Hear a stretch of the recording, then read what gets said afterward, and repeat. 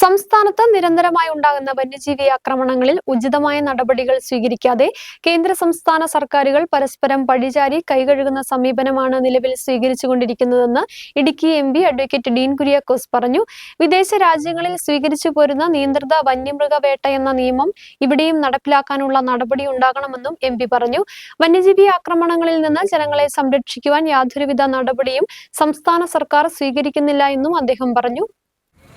രണ്ട് ഗവൺമെൻറ്റുകൾക്കും ഒരേ തരത്തിൽ തന്നെയുള്ള ഉത്തരവാദിത്വമാണ് ഇക്കാര്യത്തിൽ. കൂടുതൽ ഉത്തരവാദിത്വം സംസ്ഥാന ഗവൺമെൻറ് തന്നെയാണ്. എന്തുകൊണ്ടെന്നാൽ ജനങ്ങളുടെ ജീവനും സ്വത്തിനും സംരക്ഷണം കൊടുക്കേണ്ടത് സംസ്ഥാന ഗവൺമെൻറ്റാണ്. സംസ്ഥാന ഗവൺമെൻറ്റിന് സംഭവിച്ചിട്ടുള്ള വീഴ്ചകളെ സംബന്ധിച്ച് പറയുമ്പോൾ ഏറ്റവും ഒടുവിലായി എനിക്ക് പറയാൻ പറ്റുന്ന ഒരു കാര്യം, കഴിഞ്ഞ ദിവസം എം പിമാരുടെ കോൺഫറൻസ് തിരുവനന്തപുരത്ത് വിളിച്ചു ചേർത്തിരുന്നു. ബഹുമാനപ്പെട്ട മുഖ്യമന്ത്രിയായിരുന്നു അധ്യക്ഷൻ. കേന്ദ്ര സർക്കാരിന് ബഹുമാനപ്പെട്ട വനംവകുപ്പ് മന്ത്രി ശ്രീ AK ശശീന്ദ്രൻ ഈ വിഷയവുമായി ബന്ധപ്പെട്ട് കത്തയച്ചത് ആ മീറ്റിങ്ങിൻ്റെ ഭാഗമായി ചർച്ചയായി. MP എന്നുള്ള നിലയിൽ ആ കത്തിലുള്ള അപാകതകൾ ആ മീറ്റിങ്ങിൽ ചൂണ്ടിക്കാണിക്കാൻ എനിക്ക് സാധിച്ചു. എന്തെന്നാൽ നമ്മൾ മനസ്സിലാക്കേണ്ടത് ഇപ്പോൾ നിലനിൽക്കുന്നത് വന്യജീവി ആക്ട് ഭേദഗതി ചെയ്തിരിക്കുന്ന ഒരു സന്ദർഭത്തിലാണ്.